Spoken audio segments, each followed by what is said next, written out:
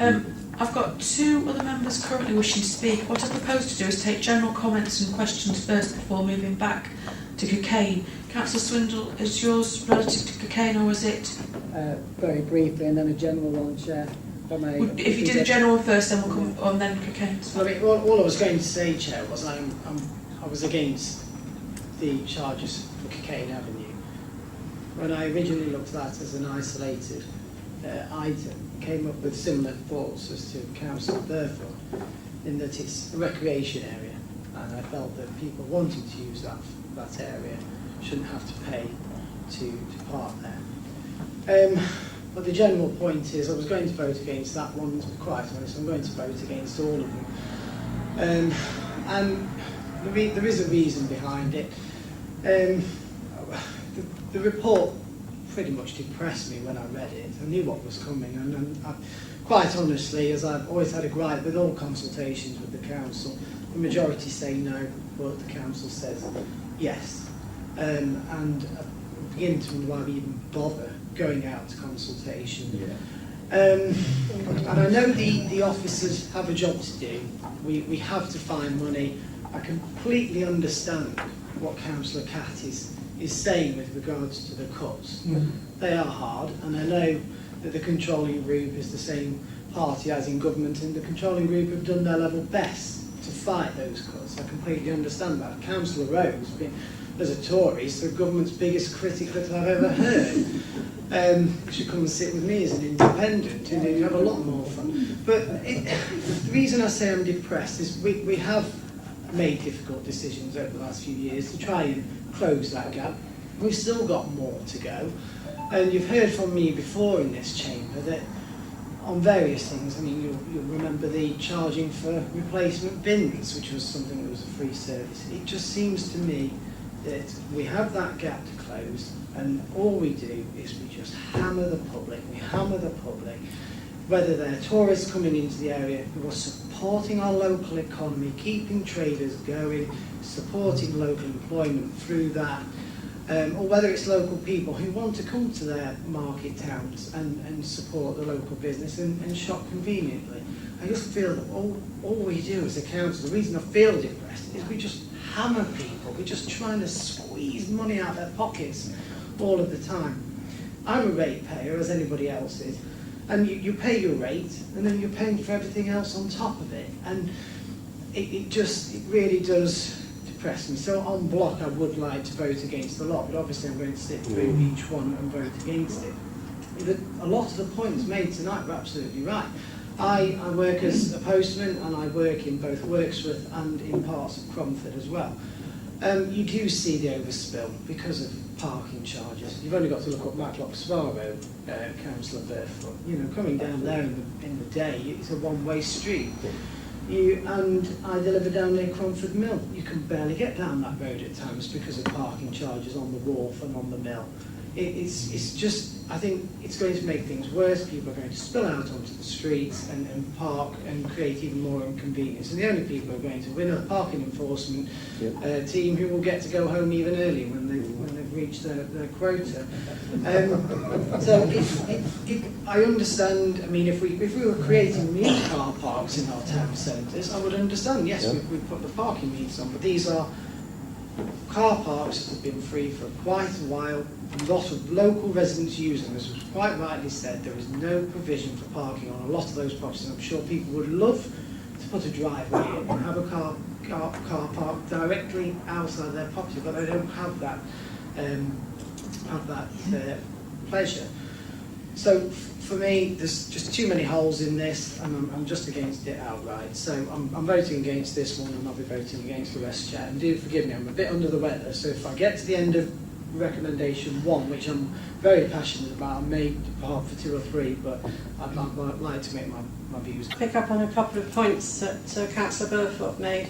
Am I correct in understanding then that the permit places, if and hopefully never, but if they get put in place, will be marked with a vehicle number so that it's specific to a particular person's car or a particular house? That's the first question. And you talked about doing the survey, which we've got results of that in the report. Could you tell me if you've worked with the County Council yet to look at impact on deplacement of vehicles onto side streets during this exercise, or is that going to happen at the next stage? With reference to the bays themselves, there are two ways to do it, and we've got examples of both in the district. It's either as an enclosed car park where we issue 10 permits and there's 10 spaces, and whoever arrives first picks probably the nearest to the entrance and so on. That seems to work very well. The aim is to deter others from entering the site. There is an alternative, to put individual bay numbers on, and I think we have that at Ashbourne Leisure Centre. The difficulty with that is if one vehicle does come in and parks in one person's space, there's no displacement for that person while we try and get an enforcement officer to deal with that vehicle. So it works both ways. There's examples of both. With regard to the consultation with the County Council, I did say earlier that at this particular stage, which was drawing background information, on-site surveys, questionnaires and face-to-face meetings and information back from citizens panel. That is first stage consultation. Yes, so if we had a situation on the permits, and coming back to the permits, if we had a situation where it was an open site with markings and somebody who didn't have a permit parked there at say 11 o'clock at night, we wouldn't be able to enforce that, and if the other person who paid for the permit turns up, they can't park because the other piece might be full. That's the situation with that. So obviously the better solution would be to put a barrier up which increases costs. Is that not correct? It would increase the cost significantly, yes, and it's not something that we operate on any of the existing sites. Bear in mind the permit schemes that are being proposed in here are simply replicas of those which have already been running for some significant time in the Dales, with many examples of them already running. Okay, thank you very much. Thank you. Councillor Hobson. I'd like to disagree with Councillor Swindell about the consultation exercise. I think, as she's already said, it reminds us again that we've already changed the proposals after the first consultation, and this is only the first stage of the consultation process. It's really good to see so many members of the public here and so many representations. None of these car parks are in my ward, but I took the opportunity to visit all of them. I picked up some of the points already just by visiting them, but I'm very interested to hear the other points, which I'm sure all the councillors will consider. Thank you. Councillor Ratcliffe. Thank you, Chair. It's general comment on the debate, as it were. One of the irksome things about this evening is the dependency that's being put on a consultation that should have been seen as an exercise in democracy. Now, to my understanding, town and parish councils have responded negatively to this, pointing out the harmful, detrimental impacts it will have upon their town centres and road infrastructures. On the Cockayne Avenue, you've got 54.7% strongly disagreeing. That's a greater figure than the percentage that appears to be taking us out of Europe. And yet we're putting a reliance on the 45% that might possibly have agreed, but I doubt it. So it seems to me that there is possibly have agreed, but I doubt it.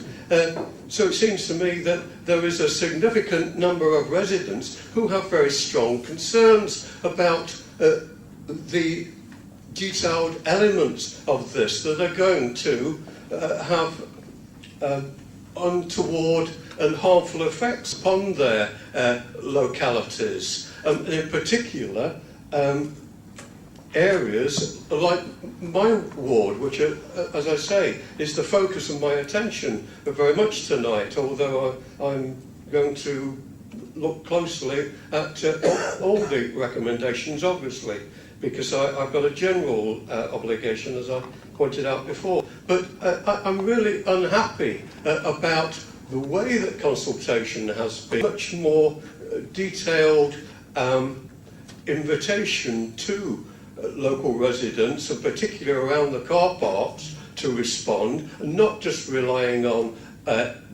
notices in the car parks or indeed on our websites. And then we should have responded to the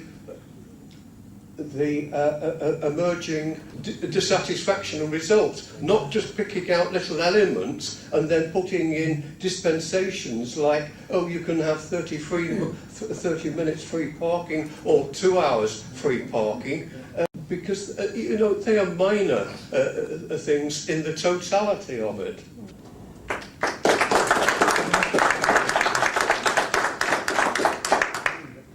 If I may just come back on You may. one of the points there, Chair.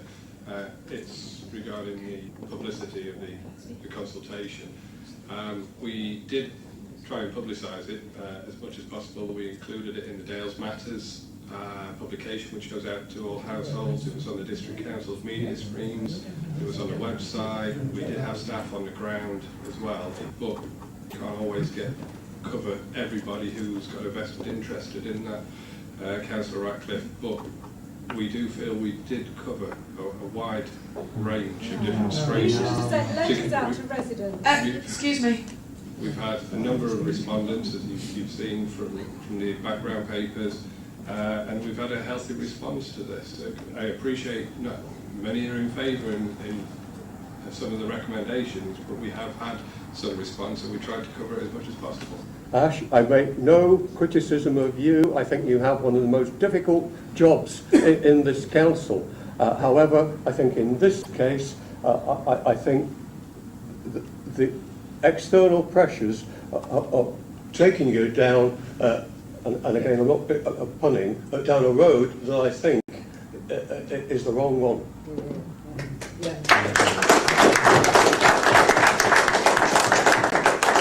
Councillor Murphy, please. Hi. Looking at this figure of £27,000, is that a low estimate or being very conservative? Or? It is simply that, just an estimate.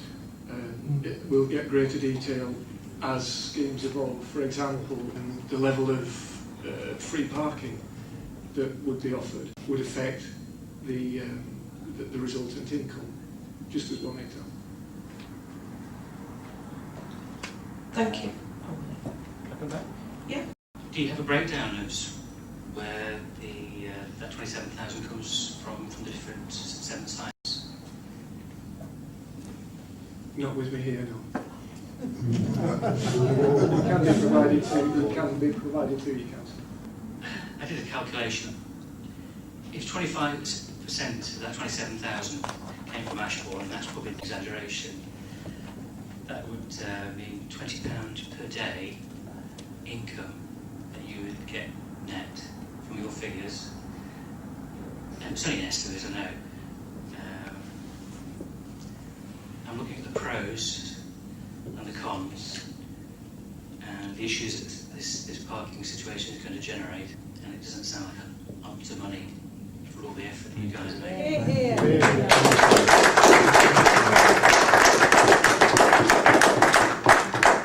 I like it already.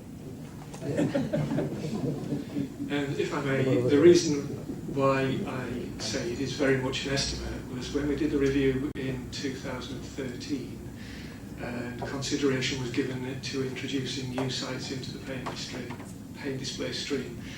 Figures were produced that would show the net return on each of those car parks. Now, the difficulty in trying to establish what the final likely revenue would be is based around the periods of free parking that you choose to offer. So by introducing 2 hours, for example, at Cockayne Avenue, the implication will be that it will free up an awful lot of space for the users of the recreation ground, the casual users of the grounds, who wouldn't need to pay.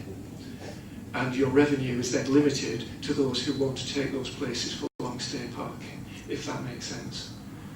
One has to really put a finger in the air and say how many people will pay for long stay parking and how much of the car park will be freed up for free use by those who want to use the grounds. So it's a difficult one to answer. I do understand the pressures that the council are on, to raise funds and whatever. But I'm just looking at the benefits that you're going to gain and the ill will it's going to create. Thank you. Councillor Bowley. Yes, thank you, Chair. I wanted to come back to the enforcement costs. Can you tell me if these are included in your calculations that gives you that final figure of £27,000, or will we find we've got more coming out of that eventually?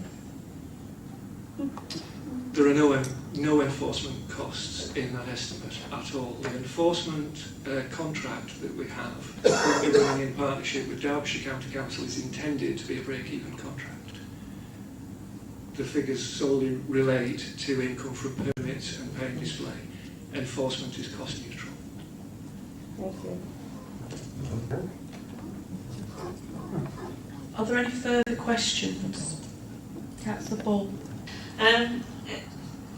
What I was asking as regards all of the car parks where there are sports facilities, whether they pay on whether it's a 2-hour or 24-hour, obviously there are different times when they'll be there, but would you be looking into giving refunds? Does that happen already if you're actually using the sports facilities? Do you get a refund for parking?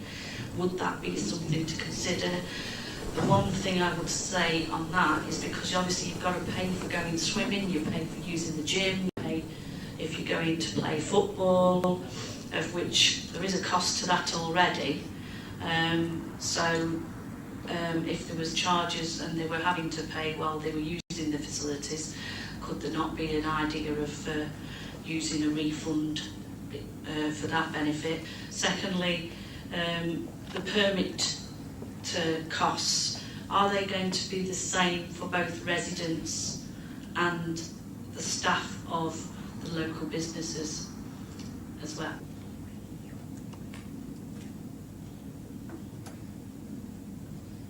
Me again? And I'll take the first one first, which is the refund.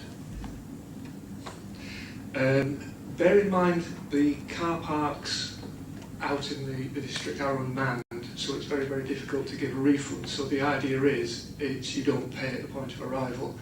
And the way that works is you simply get a free ticket from the machine. So you would have a period of 2 hours free parking dispensed by a standard ticket machine.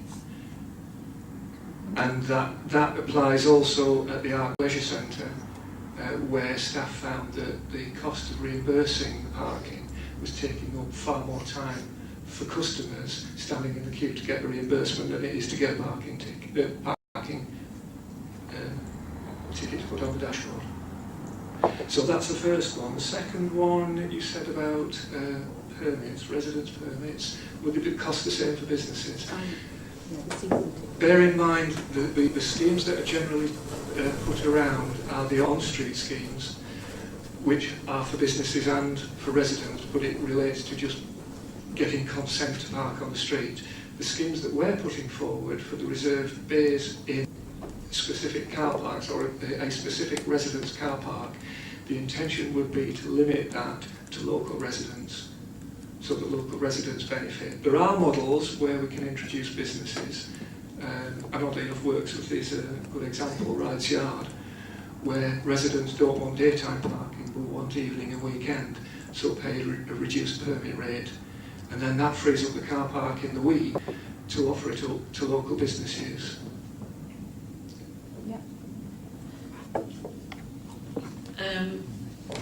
Obviously the Ark, I take it, is free parking for 2 hours. Then I might be a bit what? Is the swimming pool at Ashbourne? Because I don't believe that's got free parking there, which is of a similar kind. So would you be implementing that because it's a sports facility that is still being used by the district council? And any other car parks that are used for leisure facilities, even if Worksworth comes into that, obviously I can only speak for what is in Ashbourne on that aspect. This review is limited specifically to those sites that were not addressed at the last review. Back on a question that Councillor Paul asked about enforcement of parking spaces. Where the permits exist, I had a lady on the phone this afternoon complained to me about the lack of enforcement of these spaces, these individually allocated spaces for permit holders who pay obviously an annual fee. And she constantly has to apprehend people who park in her dedicated space. So in the case of North End or anywhere else, in the two in Wordsworth and other places as well, where there's going to be permit holders having spaces, and the same applies to Cromford, will there be any kind of enforcement? Because I think it's going to be it will be self-enforcing to some extent, but it will be fisticuffs between residents who've got permits and those who haven't, to be honest. And there could be a lot of civil war going on in these communities. Thank you, Councillor. The enforcement service is very much a responsive one. If we get notification that there is contraventions taking place, we will direct enforcement officers there. We'll lessen that presence when the contraventions start to drop or cease. And we do that on a regular basis. If we identify hotspots and they come from residents who let us know, we will direct enforcement officers there. It is intended to be a cost-neutral service, so we won't direct officers to areas where we don't believe there is a requirement. In other words, where we're not getting reports. I've no further questions or speakers on Cockayne Avenue, so I propose to take it to the vote. So that's recommendation 1A. Cockayne Avenue car park, Ashbourne, becomes a 24-hour pay and display car park with a free 2-hour stay ticket. All those in favour, please vote. 3. All those against? 6. 7. Abstentions? 2. Thank you. Defeated. That's defeated. We'll move on to recommendation 1, item B, Marketplace, Cromford. Ash. Thank you, Chair.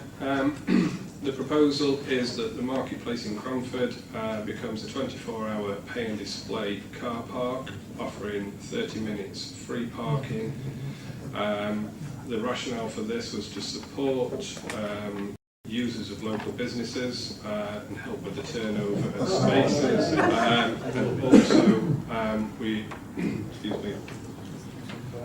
we appreciate that this does have a negative impact on local businesses in the sense of employees who are using the car parking spaces throughout the day. Thank you. Councillor Atkin. Yes, I'd like to move recommendation 1B. Thank you.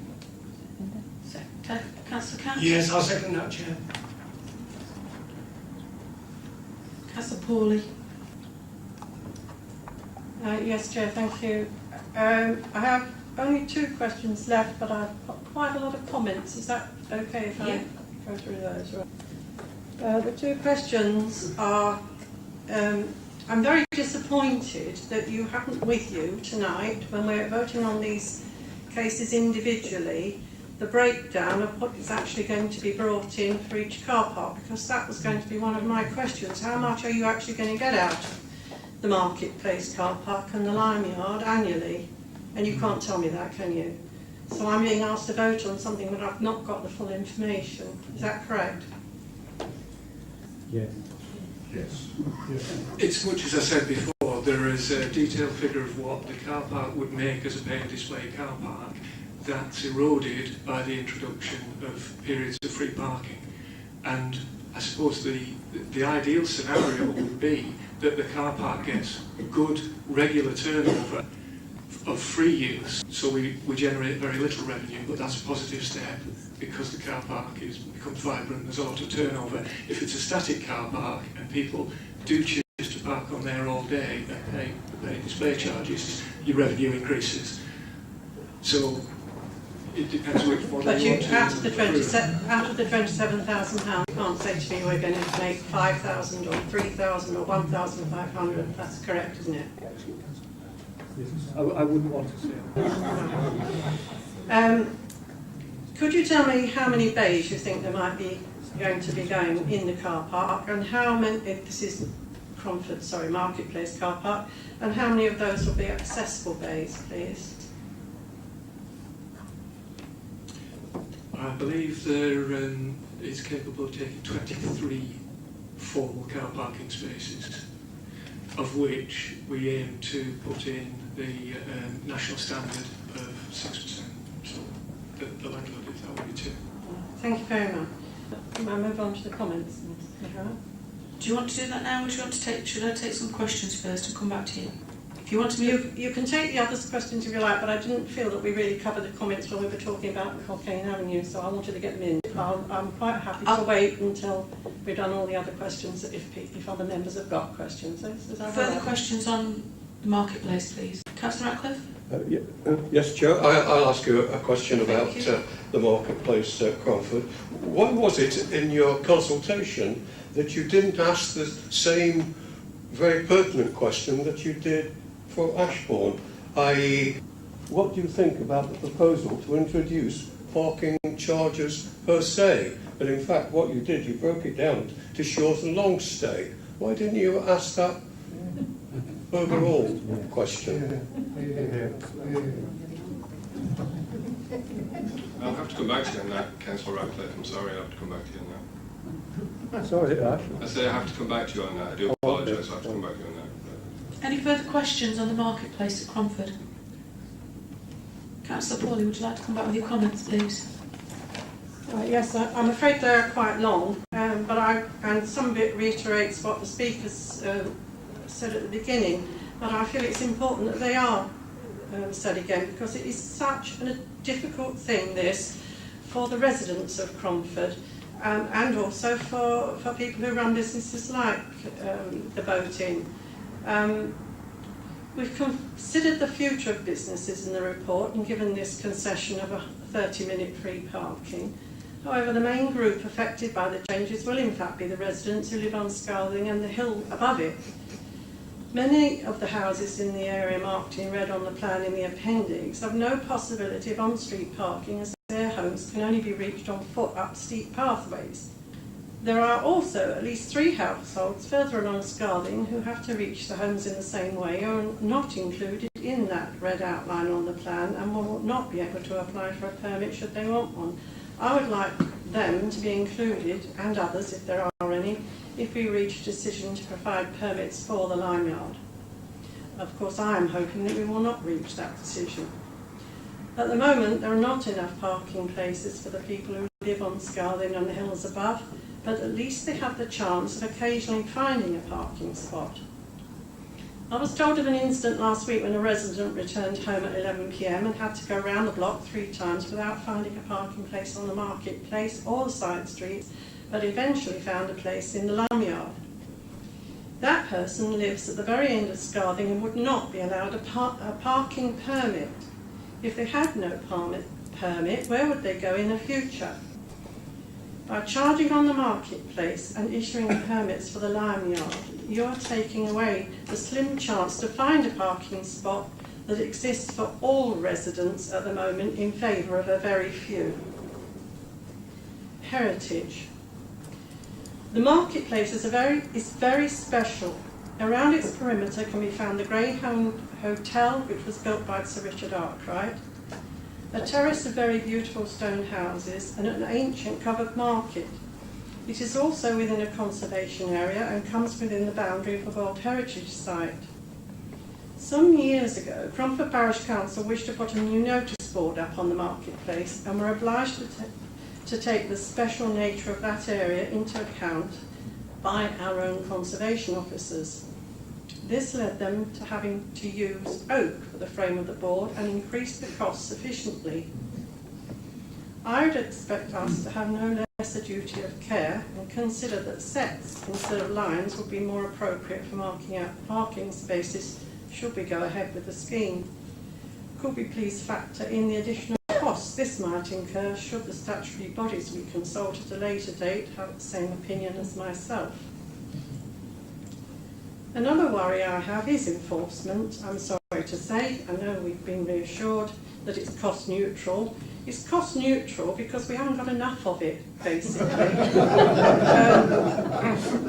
We recently asked for a table of the visits that enforcement officers make in Cromford because they aren't dedicated, and I've been told they pop in whenever they're on their way through to somewhere else, and if they've got time they have a look at what's happening in Cromford.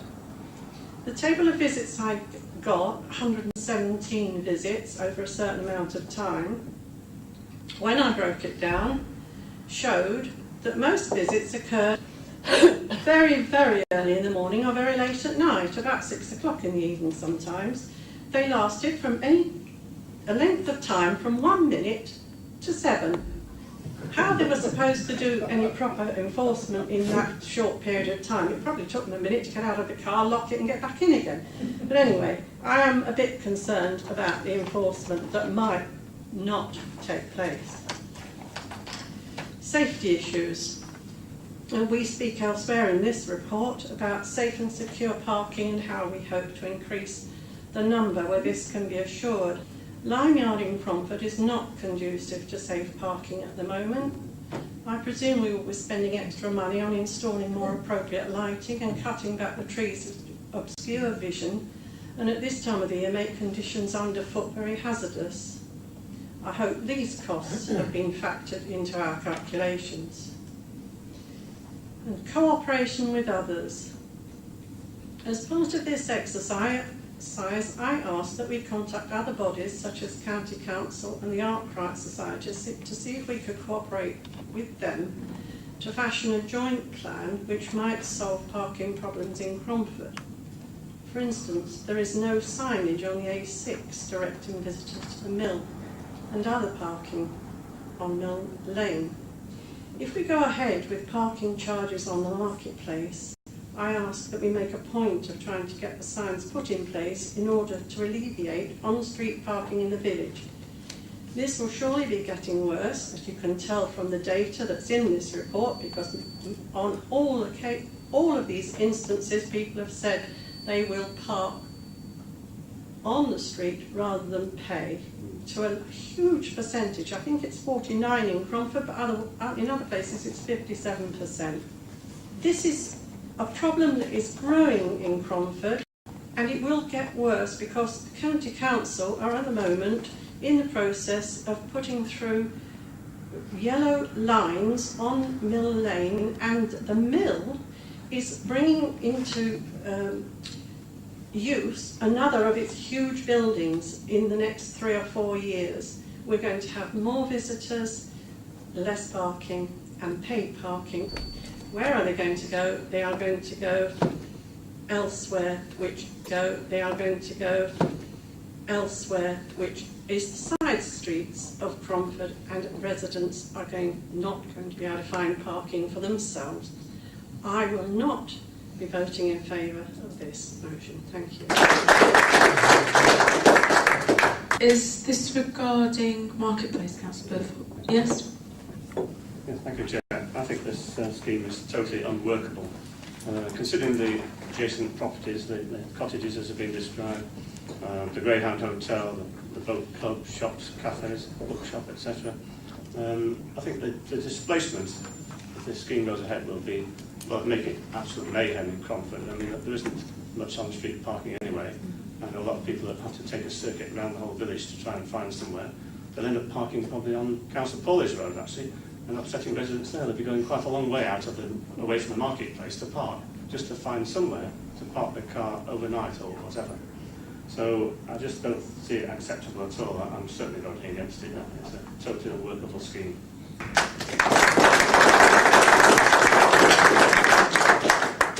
Thank you. There's no further members wishing to speak on Marketplace, so we'll now move to taking the vote on recommendation 1B. Marketplace Cromford becomes a 24-hour paying display car park with a free 30-minute stay ticket. All those in favour?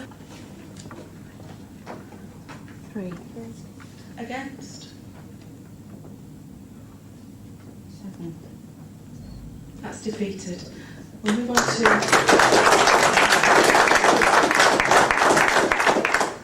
recommendation 1C. The Limeyard at Cromford becomes a permit holder car park only with a limited catchment area as defined in Appendix 2.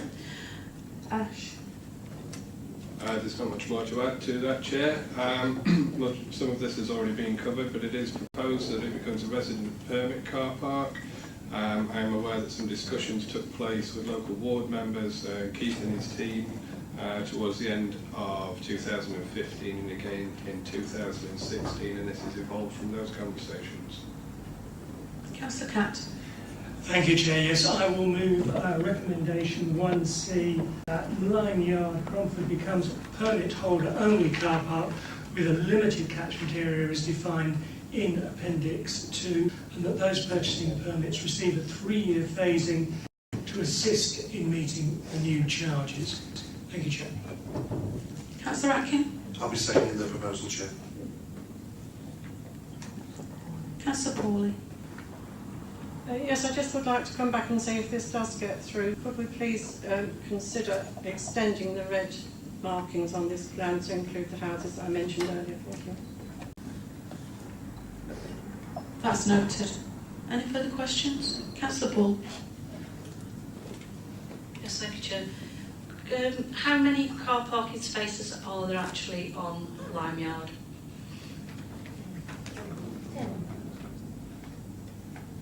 10, it could possibly be made to 11, depending upon, I believe there are some recycling, a couple of recycling units in there.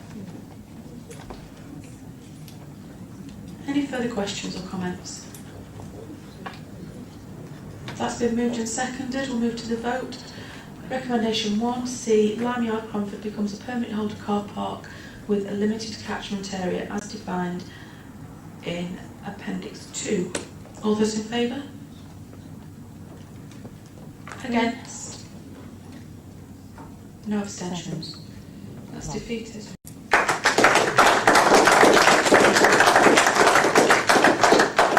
We move on to recommendation 1 at item D, the Edgefold Road car park in Matlock to become a free 1-hour short stay car park. Thank you, Chair. The recommendation is that this car park offers 1 hour's free parking, which is the same as the on-street parking that is in that area around the surgery. We believe that this will support turnover of spaces. There are currently a number of long stay options nearby. Councillor Catt. Chair, I'm going to move 1D, Edgefold Road car park. Matlock becomes a free 1-hour short stay car park, and at the same time I'm going to ask for a recorded vote. I need a seconder for the recorded vote, please. Chair, I'll second that. Thank you. Are you seconding the motion, Councillor Atkin, as well? Yes, Chair. Thank you. Councillor Burford. Thank you, Chair. Yes, on the face of it, when I first saw this proposal, I thought, well, it's quite reasonable to have a turnover of parking in the town centre car park. I thought probably it would affect district council staff as much as anything else, because they probably park there to some extent when they can't get into their own car park. But also, a lot of people who work in the town park there as well, so they're going to be upset. And I thought, well, to have 1 hour free for short shopping trips would be quite acceptable. But then, of course, I'm appreciative of the fact that people who live further up Edgefold Road, people don't know it, it's an unadopted road, totally unsurfaced, it's got more potholes than not. And the few residents who live there have enormous problems already, and a lot of intimidation on people who work in the town and park opposite and outside their drives to make their lives absolutely intolerable. We've had loads of ear-wagging over the past few years from the residents who have complained to us regularly. Ear-wagging over the past few years from the residents who have complained to us regularly. Nobody's prepared to take any action. The county council won't take action. Nobody will take any action against this intimidation and this quite provocative parking. So I think if this goes to 1 hour, then the people who park there regularly and work in Matlock, and we know some of the culprits as well, they'll just be displaced onto neighbouring streets, and particularly further up Edgefold Road, and cause even more problems for the residents. So I think it needs to be looked at in more detail and looked at again. So I'm not prepared to support it as it's proposed at the moment. Councillor Ratcliffe. Thank you, Chair. Could you just explain to me, Ash or Keith, the rationale between choosing to have either a 30-minute, 1 hour or 2 hour free park?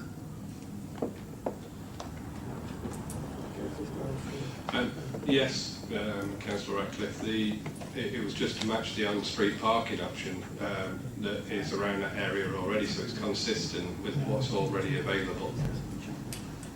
In terms of the 2 hours, we've looked at the responses from the consultation and what people are using it for. As we discussed earlier with Cockayne Avenue, we felt that there was a requirement or requests from users of the recreation ground, but that would suit their needs. So we've tried to vary it to suit what has come back through the consultation and also what we thought was relevant to that area.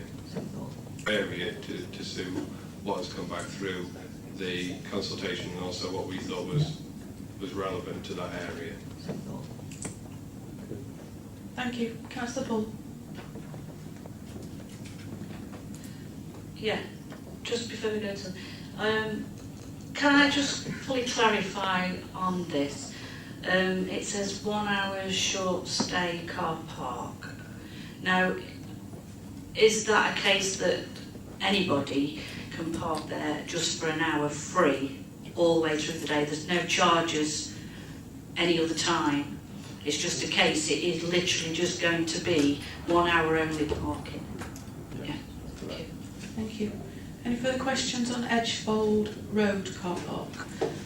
Okay, that's been moved and seconded. We're going to go to vote, please, Grayson. Councillor Atkin.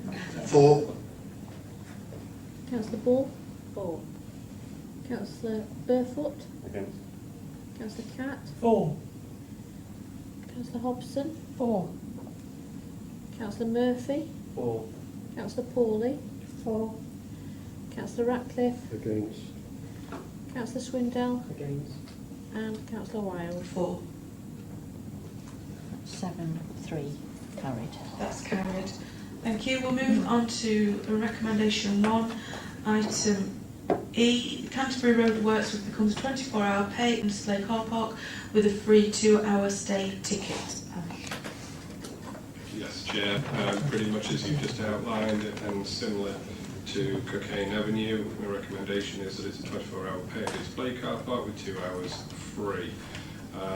38 of the respondents on the consultation had suggested that a free short stay period car park could be appropriate.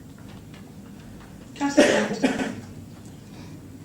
Yeah, once again, Chair, I'll move recommendation 1E, Canterbury Road Worksworth becomes a 24-hour pay and display car park with a free 2-hour stay ticket, and I will ask for a recorded vote on this one as well, please. Thank you. Councillor Atkin. Yes, I'll be seconding both proposals. Thank you. Councillor Ratcliffe. Thank you, Chair. Could I ask you again to you officers whether you have received any of the very detailed reports that have been the result of surveys carried out by my Worksworth Town Centre Action Group on parking and parking concerns? Did you know, for instance, that the off-street provision for parking in Wirksworth is 14 times worse in Wirksworth than any other market town in the district, and also that it only has some 15% of the retail parking spaces of other Derbyshire Dales towns?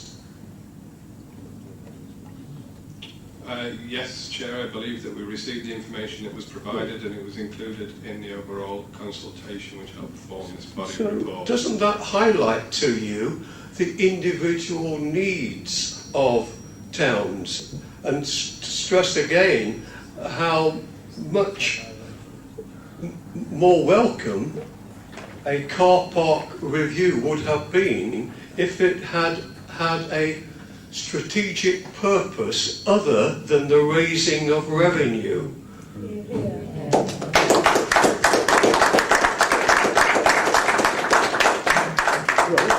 I'll ask you another question. You've proposed 2 hours free parking up Canterbury Road. I am assuming that the reason for that was to assist with town centre trade. But Canterbury Road is not a town centre car park. Why have you not sought also to introduce 2 hours free parking at the marketplace and Barmoot Croft?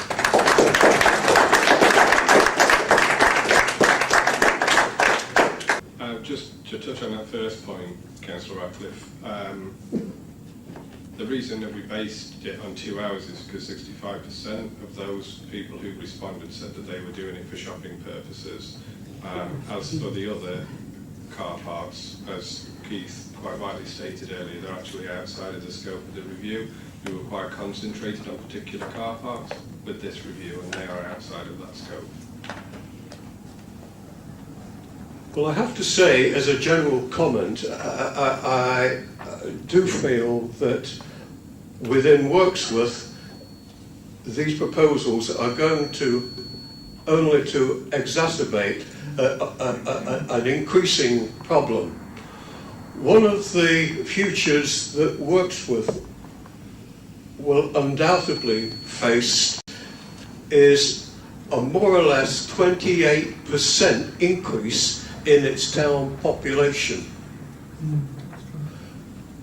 That population invariably will choose to drive cars. Many of those cars will be coming down into streets, roads that are already congested because, again, residents are seeking to avoid what are seen as high charges on the existing parking spaces, again at Barmoot and the marketplace. I would have been much happier, and I think my colleague Collins Swindle mentioned it, it had been elements of car park creation, of trying to assist by the provision of additional spaces. But no, it's a focus again on what we have and then squeezing the ratepayer. The permits, for instance, it might seem to be a good idea to allow residents the security, but at what cost? You're talking about £331 a year, possibly even more in future years. And you're doing that at a time when household budgets are already feeling the pinch. We know that the general economic circumstances for the near future are bleak indeed. So this is yet more money that people are going to have to find. And it seems to me a detrimental proposal given what has to be found already to deal with current circumstances. Thank you. Any further questions or comments on Canterbury Road, Wirksworth? Okay, so we'll move to the recorded vote. Thank you, Chris. Councillor Atkin? Are we having recorded votes on every item now? It was requested by a member. Other than you requested it. It was requested by and moved and seconded. I requested it when I moved the motion. All the way through now? No, I've just done these last on Canterbury Road? Yeah, right. And I may do it on others. Okay. Okay, Chris, if you'd like to continue, thank you. Councillor Atkin? For. Councillor Bull? Against. Councillor Burfoot? Against. Councillor Catt? For. Councillor Hobson? Against. Councillor Murphy? Against. Councillor Pawley? Against. Councillor Ratcliffe? Against. Councillor Swindle? Against. Councillor Wilde? For. That's 3 in favour, 7 against.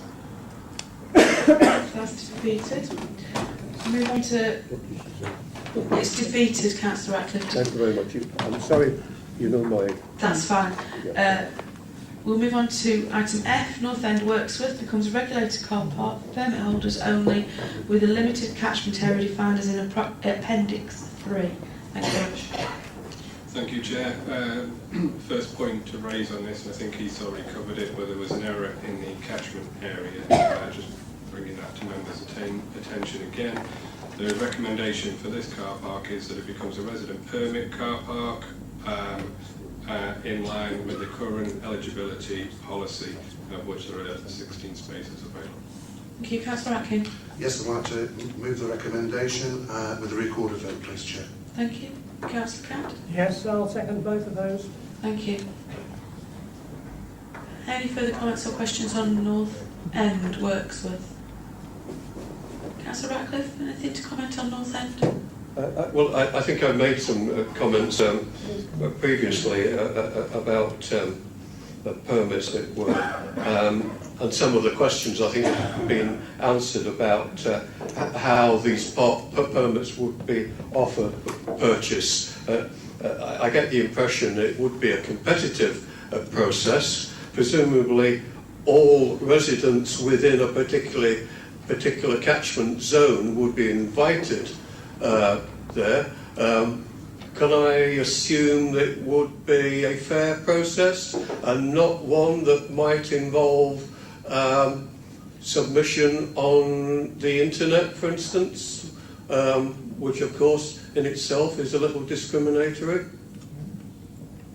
Interestingly, none of the residence permit schemes are managed by internet application. Because of the need to demonstrate that you are a resident and that you have a vehicle, you are required to bring documentation in. Thank you. If there are no further questions or comments on North End, we'll move to the recorded vote. Thank you, Chris. Councillor Atkin. For. Councillor Ball. Against. Councillor Burfoot. Against. Councillor Catt. For. Councillor Hobson. Against. Councillor Murphy. For. Councillor Pawley. Against. Councillor Ratcliffe. Against. And Councillor Wilde. 4. 4 in favour with 5 against. That's defeated. Move on to the final item on recommendation 1, which is Old Lane Wirksworth becoming a permit holder only car park with limited catchment area, as in Appendix 4 Ash. There's no more to add to that, Councillor Wilde.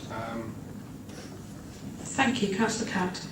Yes, Chair, I will move 1G Old Lane Wirksworth becomes a permit holder only car park with a limited catchment area defined in Appendix 4, and that those purchasing permits receive a 3-year phasing to assist in meeting the new charges.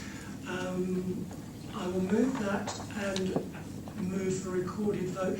Can I just check with Ash, is that particular drawing correct? If you could just answer that afterwards, please, Ash. Councillor Atkin. I'll second both.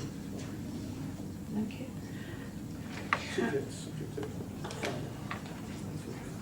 Ash, is that correct? Yes, Keith's just saying that subject to reviewing and ensuring, but yes, we believe that it is. We're obviously aware that there was an error before which we'd identified prior to coming into here, and we'd like to make sure, but as it stands, we believe so. Thank you. Councillor Ratcliffe. Thank you, Chair. I'm almost reluctant to say it, that this particular recommendation points out some of the inadequacy of the consultation, because Old Lane was not part of the consultation to the best of my knowledge. Old Lane arose as a result, as I see it, because it was perceived that you wanted to have parity with North End, which is a similar car park. The residents, incidentally, I can tell you, are extremely frustrated and indeed annoyed that this should have been so. You've given a little history, I believe, of this car park, but when it was set up, it was felt that it was being provided because of the very severe restrictions for parking on Cromford Road itself. Now, I've already mentioned to you about the expansion of the town, and you will well know that Cromford Road itself is going to be the subject of a 150 house development, including either a new school or industrial units. So the pressures in this area, not just for parking, but for traffic movement, vehicle movement also, will be considerable. So I think the residents feel there that they would like to have continued with that provision.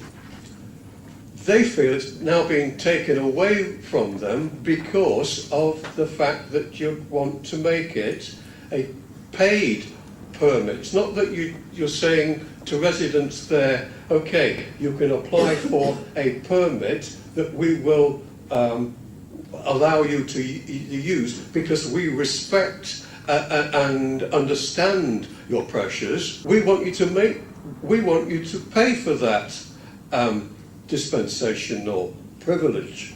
I think it's a really valid point, Councillor Ratcliffe. It did come out through the consultation, and it was brought to our attention through that process, and concerns were raised about the number of spaces that were available in the previous car park that we talked about, and would this be considered, would people be dispersed? So we have included it, but I absolutely take your point. Any further questions or comments on Old Lane? Okay, so we'll move to the vote and the recorded vote. Thank you, Chris. Councillor Atkin. For. Councillor Ball. Against. Councillor Burfoot. Against. Councillor Catt. For. Councillor Hobson. Against. Councillor Murphy. For. Councillor Pawley. Against. Councillor Ratcliffe. Against. And Councillor Wilde. For. It's 4 in favour with 5 against. Again, that's defeated. So that brings to a close recommendations 1. We'll now move on to recommendation 2. That in relation to permit schemes, and we're going to move this on block. But we'll take questions and debate to begin before we obviously go to the vote. So, I'd like to. Thank you, Chair. Yes, the proposal for recommendation 2 is the season tickets stay the same but are now subject to the annual fees and charges review, and also that we look to introduce a district-wide season ticket, which we don't currently have but has been suggested through the consultation process. Thank you. Councillor Catt. Thank you, Chair. I will move recommendation number 2 in its entirety. That includes A, B, C, D, E and F. And I will ask for a recorded vote on this as well, please. Thank you. Councillor Atkin. I'll be seconding the motion, Chair. And a recorded vote. Yes, Chair. Thank you.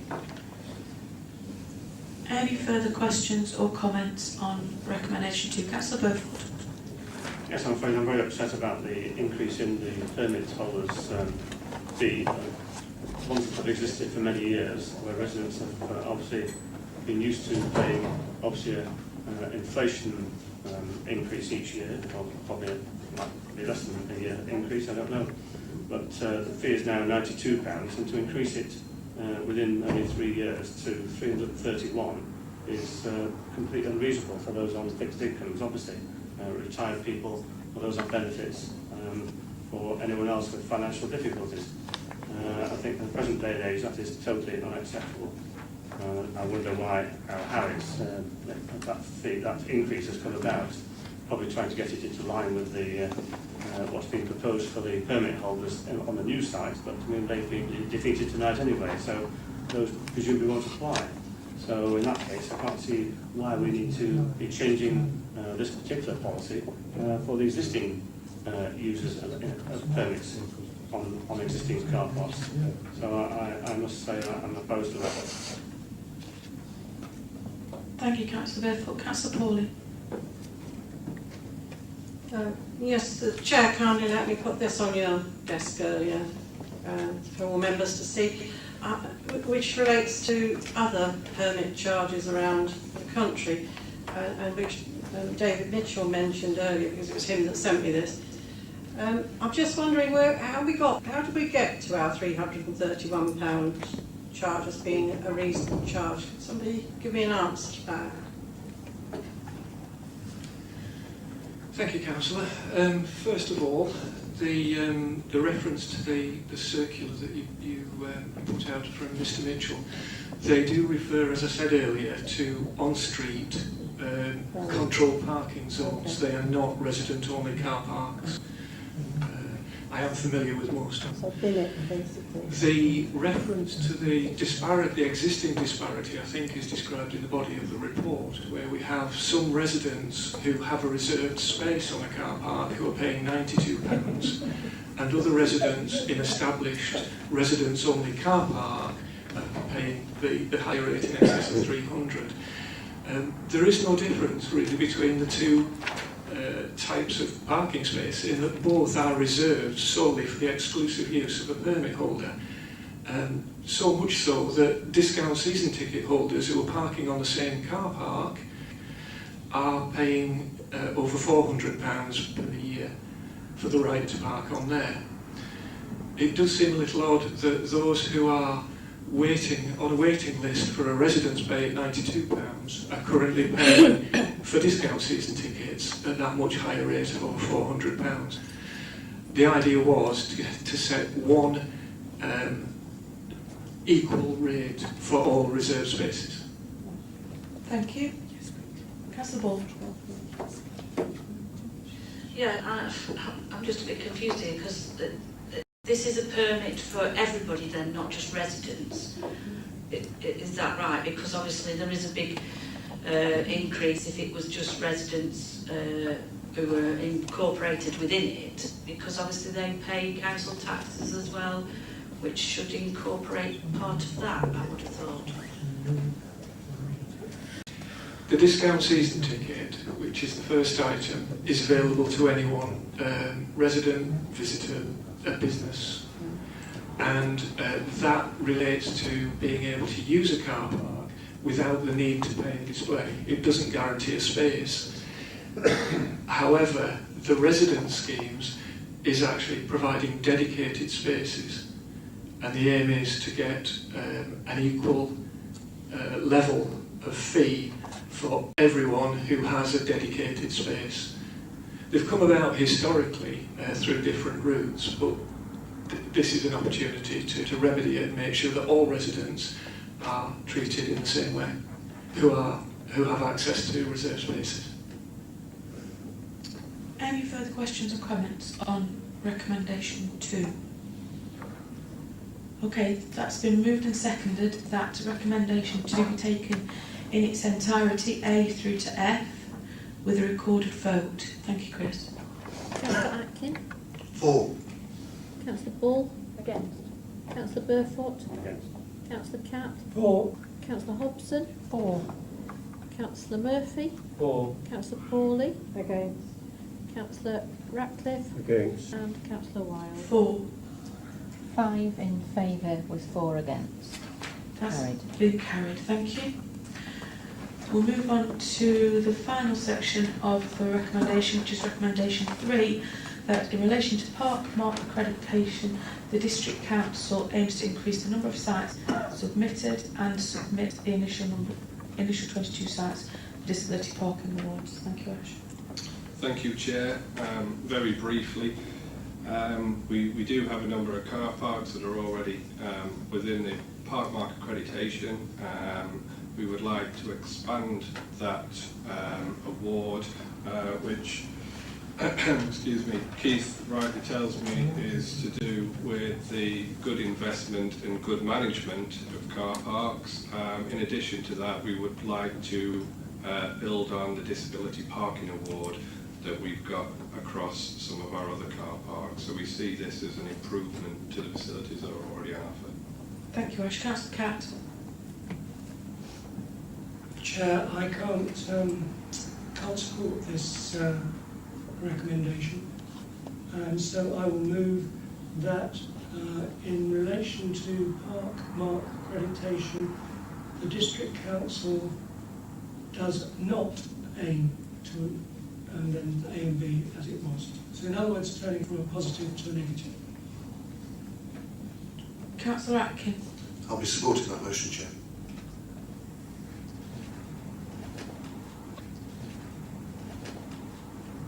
Any further comments or questions on this? Councillor Ratcliffe.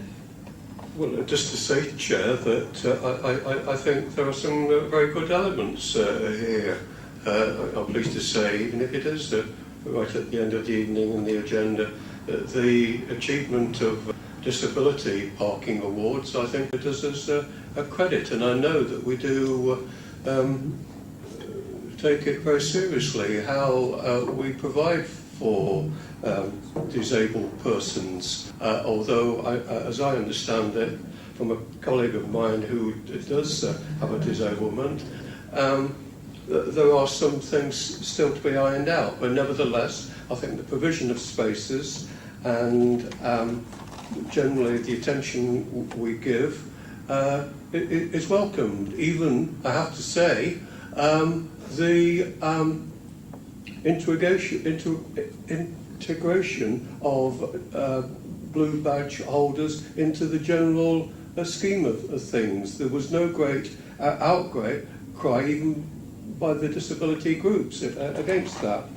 And some of our car parks, again, do us credit. I think the park mark accreditation is a good one. It keeps us on our toes, makes us invest and provide good services. So all in all, I'm happy to see money being spent on these two proposals. Any further comments or questions? Councillor Burford. I'll just say very briefly that I would agree with Councillor Ratcliffe if we were dealing with disabled parking spaces fairly, as I questioned Councillor Rose about last week at a full council meeting. I don't think we are in terms of having spaces in car parks well away from the pay and display machines and making it difficult for disabled people to access those pay and display machines when they need to use them. So I think for that reason alone, I won't support this tonight, but I'd like to know why the controlling group are opposed to this proposal. They haven't really explained why they're opposed to something. We don't normally have the controlling group opposing something on the agenda proposed by their colleagues. So I think we should hear why they're opposing it tonight. Yes, please. Councillor Catt, would you like to come back? No. Thank you. What you said was one of the concerns, though. Any further questions or comments? So the motion is against the officer recommendation in relation to the recommendation 3 to the park mark accreditation A and B. All those in favour of going against the officer's recommendation as moved and seconded? 6. Against? Abstentions? Motion carried. Thank you. Should be evident, self-evident. Thank you to the members of the public for sitting with us and bearing with us. Thank you for members. Close the meeting. Thank you.